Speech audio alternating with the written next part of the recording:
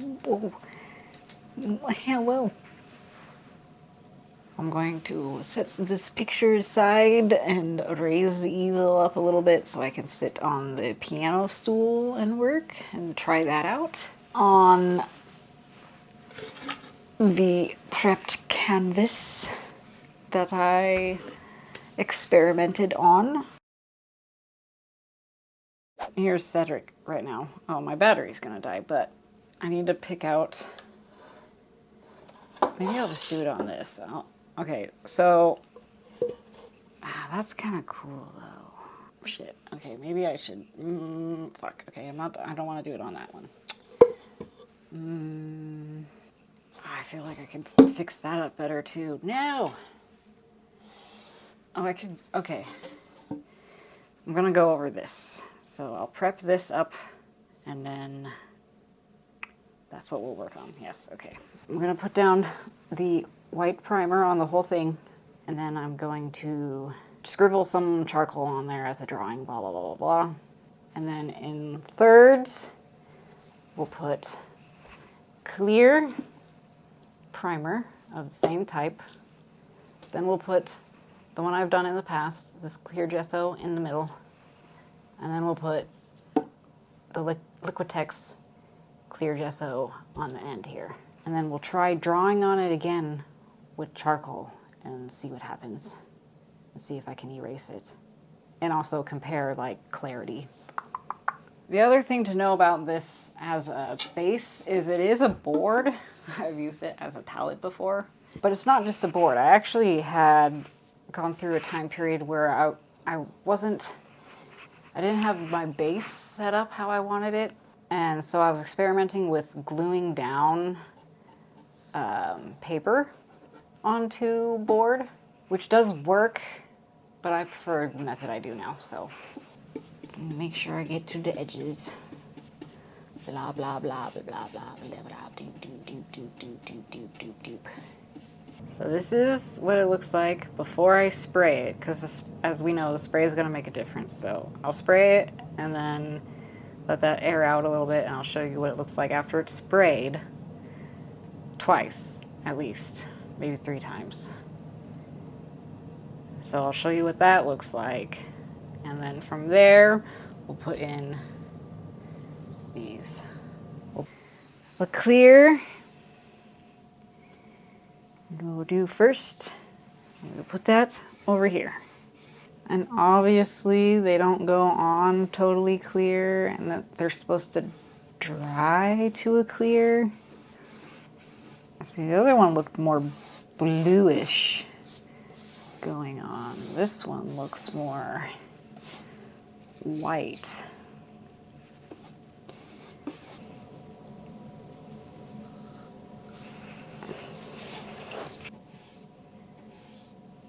The results are in. I kind of messed around with this a little bit more. You can see right here is the Michael Harding's, Winsor & Newton, and Liquitex. The Liquitex and Winsor & Newton have about the same amount of tooth, more than the Michael Harding's. The Liquitex and the Winsor & Newton are basically the same. They also are matte and with a thick or second layer makes it look more milky, ignoring the darker spots because I was messing around with that. And then the Michael Harding's is a little bit more glossy but clearer. But I think because there's more tooth in these two, it's like a little bit harder to blend out, and with really subtle erasing and stuff, especially on the Winsor & Newton, because I think that one has the most tooth. It's a little bit harder to erase, like, subtly, if that makes sense. Like, if not erase subtly, more like if you put a very thin dusting of charcoal down and wanted to erase that, that is harder to lift. I have noticed on all 3 of them, it's really quick to be overworked. Oh, okay, what I can tell you after doing that on each one. For sure, the Winsor & Newton has the most tooth, which makes it harder to do a a nice blend. Like I can over blend with the Michael Hardings. And then this one's still has tooth, so it's still a little bit harder to blend than the Michael Hardings, but I can blend it out. But what I can tell you though, as someone who works with my fingers, the tooth of this one, trying to blend it out, oh, it's actually the first time where I've like been, you know, wiping things out with my fingers where I was like, ugh, I need to stop, because the texture of the tooth on my finger was giving me that nails on a chalkboard sound thing that people get, but like the feeling on my fingers. So I was like wiping that out and I was like, oh, la, la, la, la, la, la, la. Now my fingers feel like they've been sanded. Yeah, so I put some compressed in each spot as well. In the viewfinder, I am loving the contrast happening up here.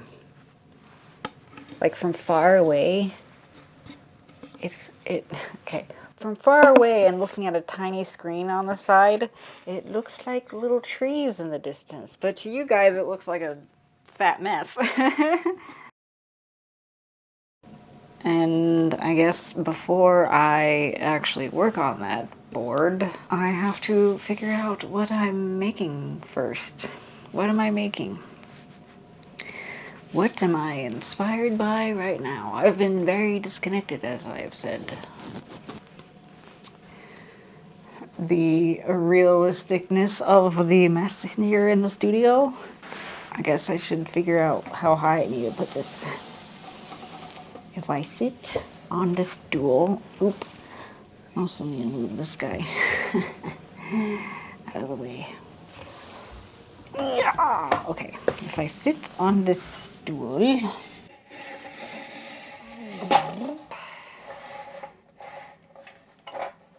oh my god, is it more like this? Sit on my piano stool for my work. Should probably take off my hat too, but now I'm gonna have hat hair, messy, dirty hat hair.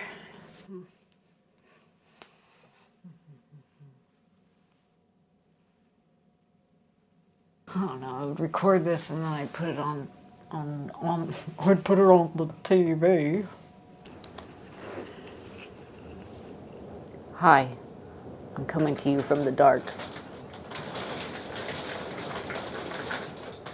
Do you hear that? It is storming outside. Oh, lightning. I'm supposed to make art right now, and I'm one of those people that huddles down during lightning storms. Oh yeah, it's flashing. Holy shit. It's actually storming. It's like I want to record the storm. I mean, I could go over here.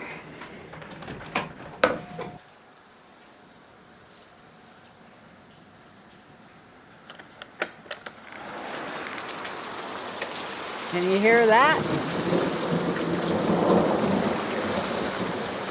Yep, that's a storm. All right. Lightning in the lightning storm.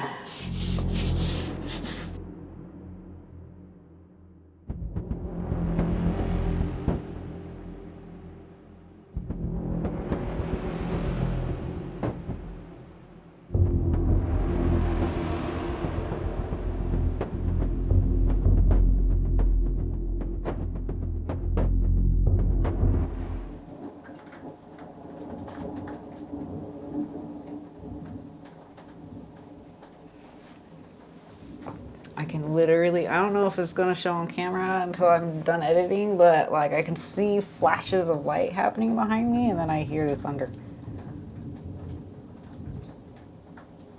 Oh yeah, I feel that vibrating.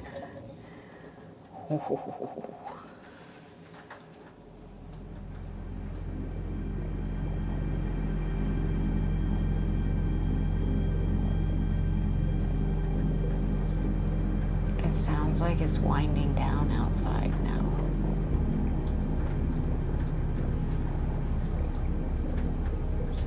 little bit more, you know, regular storm.